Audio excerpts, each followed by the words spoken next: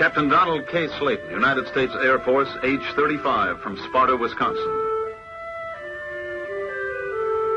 Lieutenant Commander Alan B. Shepard, United States Navy, age 35, from East Derry, New Hampshire.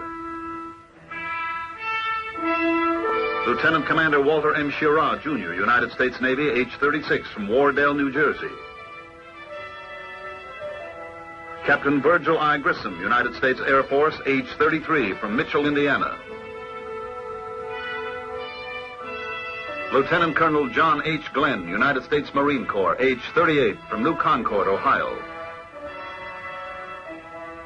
Captain Leroy G. Cooper, Jr., United States Air Force, age 32, from Carbondale, Colorado.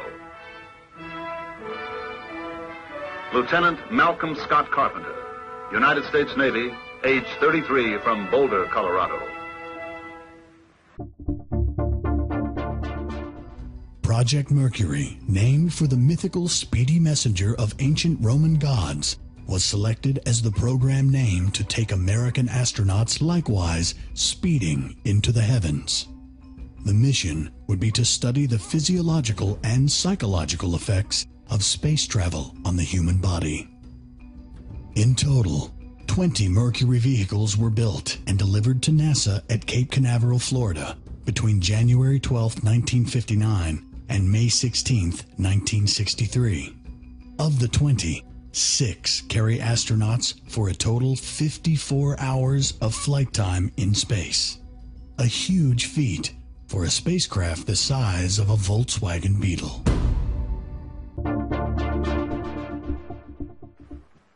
The Mercury spacecraft, the heart of Project Mercury.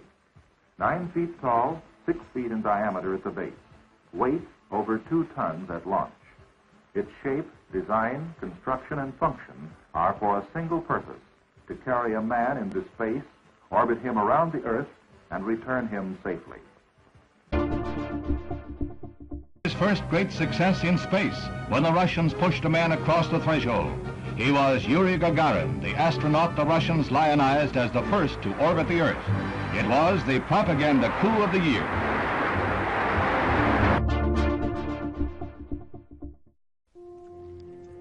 "50 years ago, May the 5th, 1961, a naval aviator from Derry, New Hampshire piloted a small one-man spacecraft to an altitude of 116 miles, about 187 kilometers, becoming the second human being and the first person from his country ever to reach outer space.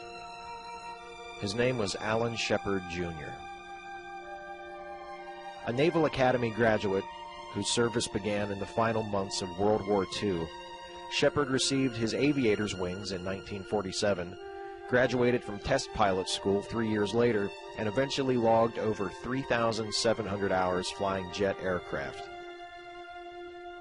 In 1959, he volunteered for the United States' first manned spaceflight program. Shepard and 6 other men were selected out of 110 test pilots by NASA for Project Mercury. The agency referred to them officially as Astronaut Group 1. The media, and soon the rest of the world, called them the Mercury 7. Shepard's Mercury spacecraft, nicknamed Freedom 7, was carried atop a Redstone rocket. The flight took place 3 weeks after that of Russian cosmonaut Yuri Gagarin. Unlike Shepard's flight, Gagarin's Vostok 1 spacecraft completed a full orbit of Earth. However, Shepard was afforded more control over his spacecraft during his suborbital flight, able to adjust the attitude of his vehicle, the pitch, yaw, and roll. Having manual control over the spacecraft was important for Shepard and his fellow astronauts, who wanted to be the pilots of their Mercury capsules, not merely passengers.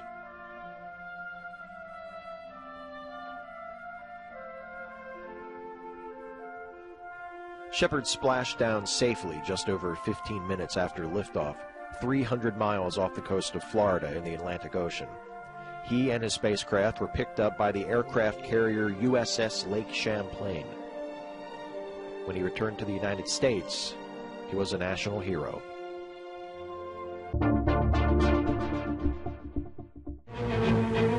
In the pre-dawn darkness at Cape Canaveral, fuel is piped aboard the Redstone rocket that will carry Captain Virgil Grissom aloft in the second act of the drama that the U.S. hopes will put a man on the moon. The captain, the country's second spaceman, arrives at the launching pad to go aboard the Mercury capsule just about 4 hours before the scheduled launch. There's a hurried pace to pre-launch preparations, and the astronaut has only time for a quick glance at the sky before taking the gantry elevator. Officials are trying to fit the twice-postponed launching into a clear spot in the fast-changing Florida weather, and it's an accelerated countdown. Still, Captain Grissom will have to sweat it out from 4:30 to 8:20 before takeoff.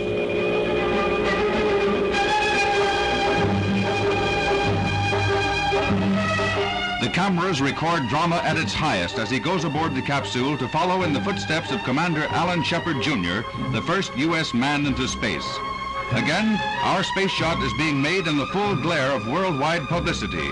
Unlike the Russians, who have never given any advance billing to their attempts and no information on their failures, the United States has invited representatives of all nations to witness our success or failure.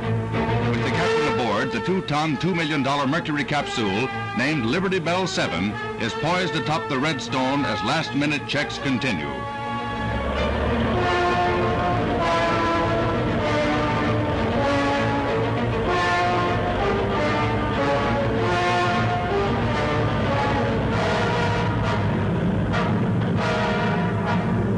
Commander Shepard, the nation's first space traveler, is in the control center as the countdown approaches 0. The historic moment is at hand. 9, 8, 7, 6, 5, 4, 3, 2, 1. Ignition and liftoff.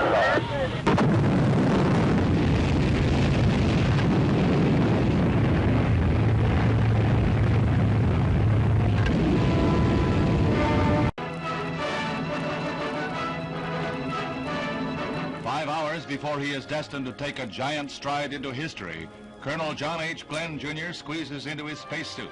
His smiling face belies the 10 postponements of his flight that have kept him grounded. This morning, the weather over Cape Canaveral and in the pickup areas is better, and there's an air of optimism as the Colonel walks to the gantry elevator. Carrying his now familiar portable air conditioner, Glenn prepares to go to the 11th deck as clocks point to 6 a.m. Eastern Standard Time.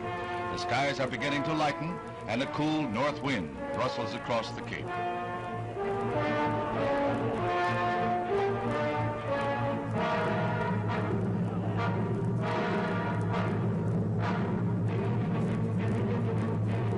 The Colonel's date with destiny comes 10 months after the Russians claimed an orbital flight by Yuri Gagarin, and less than a year after Alan Shepard blazed a suborbital trail for the U.S.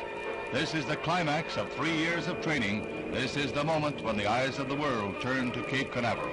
The Russian orbits were in a thick fog of secrecy. The United States stands or falls in the white-hot glare of worldwide publicity. In the capsule atop the Atlas missile, the Colonel will be strapped to a contoured couch. Once in flight, the Mercury will be tilted so that the astronaut will ride backwards. The seconds tick off as his rendezvous with space approaches. The hatch cover causes a slight delay when a defective bolt is discovered. Then, millions are moved to silent prayer.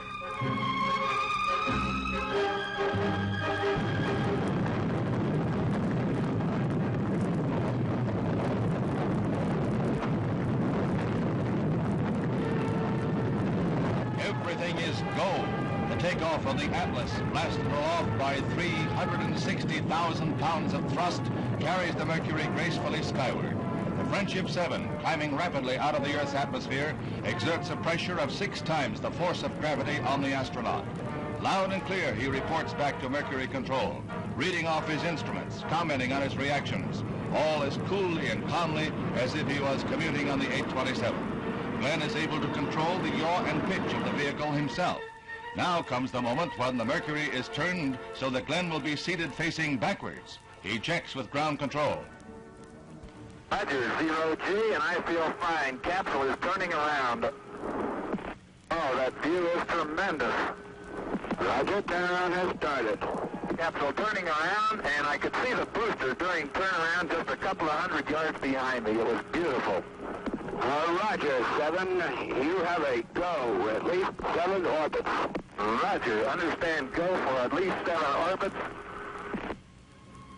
Actual pictures of Glenn in the capsule will give scientists the opportunity to study his reactions as he passes over the Canary Islands, Africa, the Indian Ocean, Australia, back across the Pacific and over the United States. He speeds at 17,500 miles an hour, reaching a high point of 160 miles and a low altitude of 99 miles. Each of the 3 orbits takes about 90 minutes. 3 times the Colonel sees the sun rise within a period of 4 hours and 56 minutes. 3 times around the globe for a trip of 81,000 miles before he re-enters the Earth's atmosphere, a shield protecting the astronaut from the intense heat.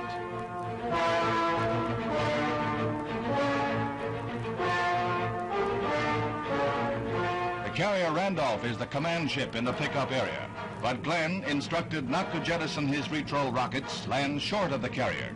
Ground instruments indicated his heat shield was loose, and he was instructed to hold onto his rocket bank to help hold the shield in place. Right at hand, however, is the destroyer Noah, and she speeds to the capsule to take the vehicle and pilot aboard. Despite a few shaky moments among ground control personnel, Glenn is down, hale and hearty. With support cables attached, a pincer-like crane will lift the Friendship 7 aboard.